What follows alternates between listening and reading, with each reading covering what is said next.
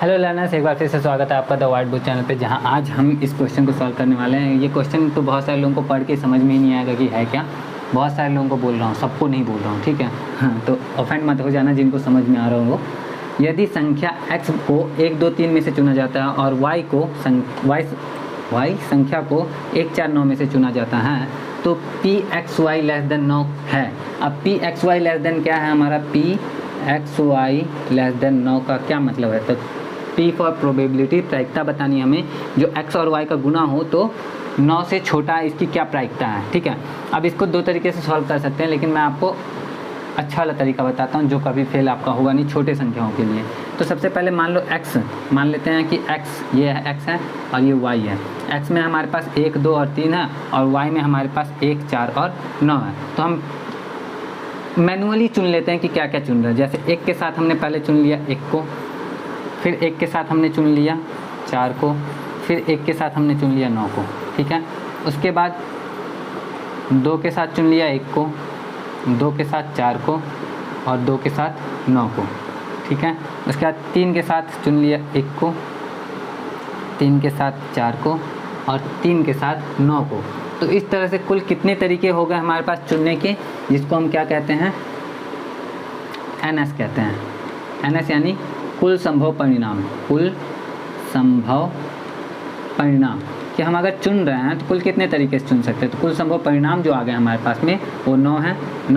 आप डायरेक्ट भी कुल संभव परिणाम निकाल सकते हो। कुल संभव परिणाम आप डायरेक्ट कैसे निकाल सकते हो? तो आप ऐसे निकाल सकते हो कुल संभव परिणाम की x के चुने जाने के तरीकों की संख्या 3 और y के चुने जाने के तरीकों की संख्या 3, तो दोनों का गुणा करेंगे तो दोनों को कॉम्बिनेशन जब बनाते हैं, परम्यूटेशन एंड कॉम्बिनेशन वाले चैप्टर में था ये, तो 3 गुणा 3 यानी कि 9 आता है। यानी कुल संभव परिणाम हमारे पास 9 हो जाएंगे। तो 9 तो हो चुके हैं ये कुल संभव परिणाम, जो NS आ गया हमारा। लेकिन अब हमें NE भी तो पता करना है। NE क्या है हमारा? NE है एक ऐसा इवेंट, E फॉर इवेंट, एक ऐसे इवेंट की संख्या जिसमें इन दोनों का गुणनफल जो है वो 9 से कम हो। तो इसका गुणनफल 9 से कम है 1, इसका गुणनफल 9 से कम है ये, इसका गुणनफल 9 से कम नहीं है, 9 के बराबर है, तो ये नहीं माना जाएगा क्योंकि हमें यहाँ पे क्लियरली लिखा हुआ है कि 9 से कम होना चाहिए। x और y का गुणनफल 9 से कम होना चाहिए। इसका है 4 दूनी 8 है, लेकिन इसका नहीं है। 3 का 3, 4 तिया 12 नहीं, 9 तिया 27 नहीं। तो NE कितने हो गए हमारे पास में? 1, 2, 3, 4, 5। NE कितने हो गए हमारे पास में? 5। तो NE 5 है। अब PE हमें पता करना है। पहले E क्या था? E लिख लेते हैं। तो E जो है हमारा XY लेस देन 9, E जो है हमारा XY लेस देन 9 है। तो NE जो हो गया वो 5 हो गया, क्योंकि इसमें 5 ऐसे अवयव थे जिनका गुणनफल जो है वो 9 से कम रहा है। तो PE जो होता है वो होता है हमारा NE बटा NS। NE हमारा तो यही है 5 है और NS हमारा 9 है, तो 5 बटा 9 हमारा राइट आंसर होगा। अब 5 बटा 9 हमारे ऑप्शन में कहीं है ही नहीं। हाँ, यहाँ पे 9 बटा 5 जरूर है, लेकिन ये कभी भी राइट आंसर हमारा होगा नहीं, क्योंकि 9 बटा 5 किसी भी घटना की प्रायिकता नहीं हो सकती, क्योंकि किसी भी घटना की जो प्रायिकता होती है वो हमेशा 1 से कम होती है। तो ये सिर्फ आपको कन्फ्यूज़ करने के लिए लिखा हुआ है यहाँ पे।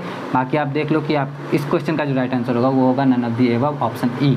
और इस तरह से हमारा क्वेश्चन सॉल्व होता है। तो उम्मीद करता हूँ कि आपको अच्छे से समझ में आया होगा। अगर समझ में आया, वीडियो अच्छा लगा हो तो लाइक कर देना वीडियो को, और साथ में चैनल को सब्सक्राइब भी कर लेना, ठीक है। मैं मिलता हूँ आपसे नेक्स्ट वीडियो में। जय हिंद।